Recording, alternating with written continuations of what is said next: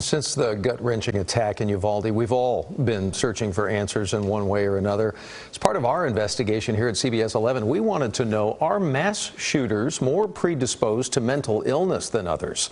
Investigator Brian New speaking to a survivor tonight who wants answers himself to that very question. It's been said before, the path to healing is neither straight nor short. You don't forget what happened. But Pastor Jeff Laster says he's living proof. I can understand, what they're going through. That healing is possible. You don't forget, like I mentioned Sydney, I don't forget Sydney. But we'd be able to move on and move forward and heal from it and be able to use that to help others. 23 years ago, 500 teenagers gathered for a youth event at Wedgwood Baptist Church in Fort Worth. Jeff, the church's custodian at the time, was out in the foyer. Literally, right where I'm standing. When he went to greet a man who was walking into the church. And just was reaching out to shake his hand. Before I had a chance to say anything, he just reached, had like a light kind of pull over, reached underneath it, grabbed 9mm, shot me twice. The gunman shot more than a dozen others, killing 7, including Jeff's close friend and the children's choir director, Sidney Browning. The gunman then shot himself. The names and faces of those engraved in the memorial, Jeff will never forget. Over the years, he says he's also thought a lot about the gunman. He says every time there's another mass shooting, he finds himself asking the same questions. What was his background? Was it family life? Did he have some mental health issues that pushed this? That's the kind of thing I've always wondered. There's always more to the story. So we set out to try to answer Jeff's question. Who are these mass shooters? We reached out to researchers from across the country who have studied hundreds of mass shootings, and we took Jeff's question to them.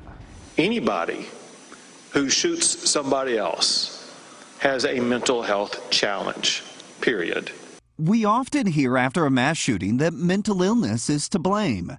But according to the Columbia University research study of 1,800 mass murders, only 8% of all mass shooters were diagnosed with a severe mental illness, such as schizophrenia or severe bipolar disorder. Could it be that a lot of these just weren't diagnosed? That's a good question. It's possible. It's possible that our sources for our data were limited. Dr. Raggy Gurgis's research, however, did find a much larger percentage of mass shooters, 25%, suffered from less severe mental illnesses like depression and anxiety.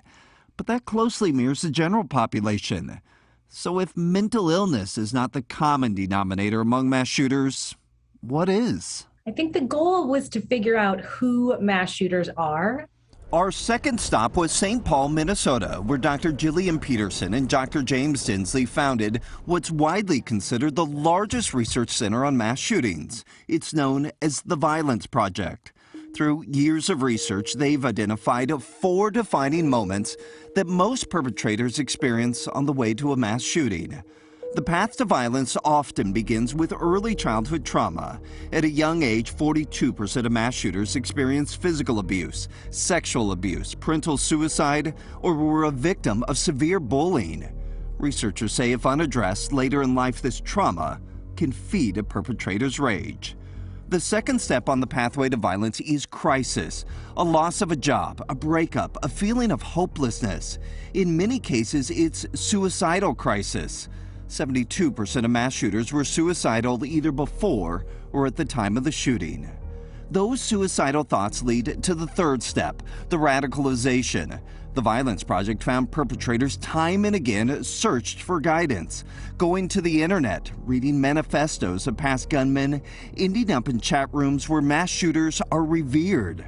Many of them then shared their own plans.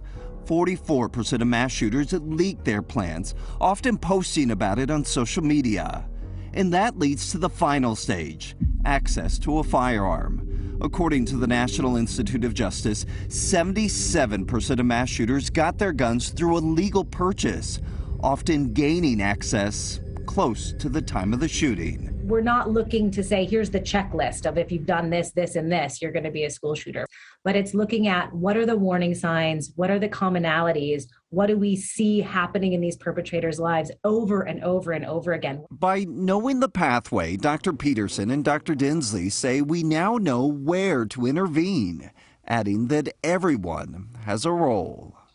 So if it's something like safe storage of a firearm in the home, if you've got a teenager in the home, or if it's something like reaching out with an act of kindness to somebody who you know is struggling, or if you see something, saying something and reporting that so that there is an intervention in place, we all can play that role. We can all mentor the young men in our lives to try and prevent this from ever happening again.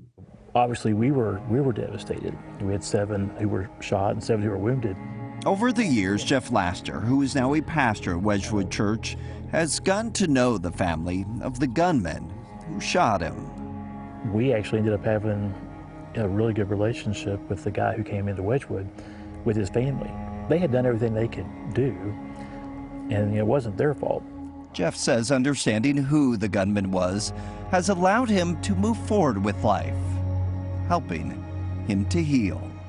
It's something that you just have to choose to kind of live with it and move forward, or continue to live in that moment.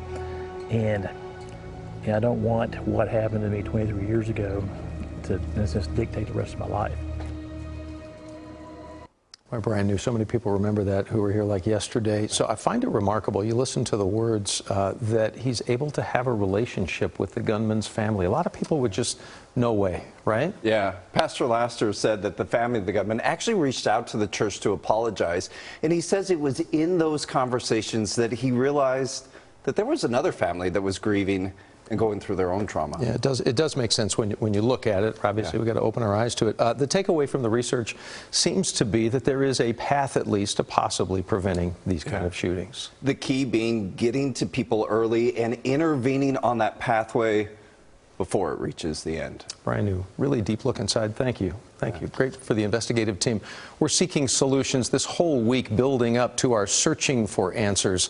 For all of us here in North Texas, around our state, and around this country for that matter, we just hope you have an opportunity to join us directly on Saturday night for our opportunity to talk to mass shooting survivors, their families, and then we're taking the questions they have directly to our elected leaders. Watch Searching for Answers, even if you have to DVR it. Make sure you do that. Saturday night, 10 o'clock. You'll see it right here on CBS 11.